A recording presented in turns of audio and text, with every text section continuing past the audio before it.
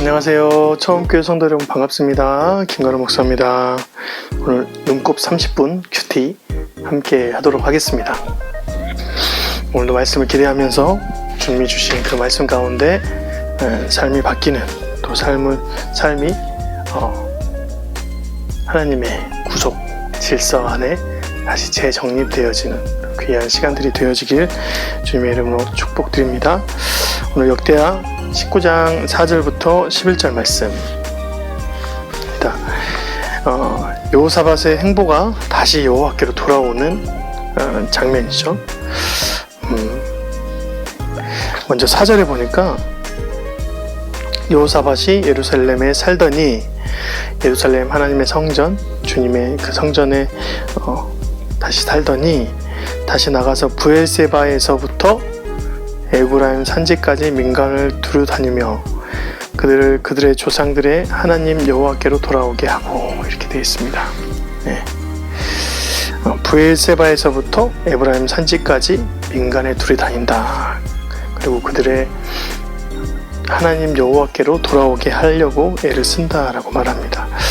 모든 민족의 곳곳을 순방했다는 얘기죠. 그리고 그들의 민생을 살펴보는데, 그 민생이 흔들리는 조건을 하나님께로 떠나 있는 죄로 여기고 하나님만 바라보게 만들었다는 것입니다. 브엘세바에서부터 에브라임 산지까지라고 말하는 것은 빠진 곳이 없이 그렇게 했다는 것이죠. 모든 민족 간에 하나님의 그 섭리가 다시 돌아올 수 있도록 만들었다는 것이죠. 두 번째는 재판을 행할 때에 주의해야 될 사항들을 말합니다. 특별히 말하는 것은 하나님 앞에서 하는 재판인지 사람 앞에서 하는 재판인지 잘 파악하라는 것이죠. 7절 말씀 한번 보겠습니다. 그런즉 너희는 여호와를 두려워하는 마음으로 삼가 행하라. 우리 하나님 여호와께서는 불의함도 없으시고 치우침도 없으시고 뇌물을 받는 일도 없으시니라 하니라 했습니다. 여호와처럼 하라는 명령입니다. 재판장들에게 그렇게 하라는 것이죠. 여호와 하나님께서는 불의함도 없고 치우침도 없으시고 뇌물을 받는 일도 없으시는 완벽한 분이다. 너희들이 여호와를 본받고 재판에 임하라 라는 것이죠. 뇌물을 받는 일도 있어서는 안 된다. 뇌물을 받는다는 이야기는 내가 하나님이 없다라고 인정하는 것 같다라는 것입니다. 보이지 않는다고 옆에 없다는 것을 인정하고 그분의 전능하심과 무소부재하심을 거스르는 삶을 살겠다라는 굳건한 의지가 담겨 있죠. 더군다나 한 가지 더 확실한 것은 불의함으로 또한 치우쳐서 재판하는 삶을 살겠다라는 이야기는, 그것은 사단의 종노릇 하겠다는 의미와 같은 것입니다. 사단이 공정해야 하는 사람의 송사에 그들의 욕심과 탐욕을 집어넣어서 뇌물로 인해 불공평하게 치우치게 만드는 사회를 조장하겠다라는 것이 바로 사단의 계획인데, 거기에 맞서서 살아야 되는데 그것에 종노릇하며 살겠다라는 것이죠. 우리가 생각해보면 더럽고 추접한 사단의 종노릇이 되겠는가라고 생각하지만, 우리가 우리의 욕심을 따라 살거나 하나님이 없다고 인정하며 살아가는 것이 바로 사단의 종노릇하며 살아간다는 뜻과 같은 것입니다. 그래서 그들에게 제사장과 레위인들과 함께 송사를 맡아서 진행하라고 말합니다. 여러분, 제사장과 레위인은 어떤 사람이에요? 하나님께 예배 드리는 사람입니다. 그런데 재판을 할 때 어떻게 하는 말이죠?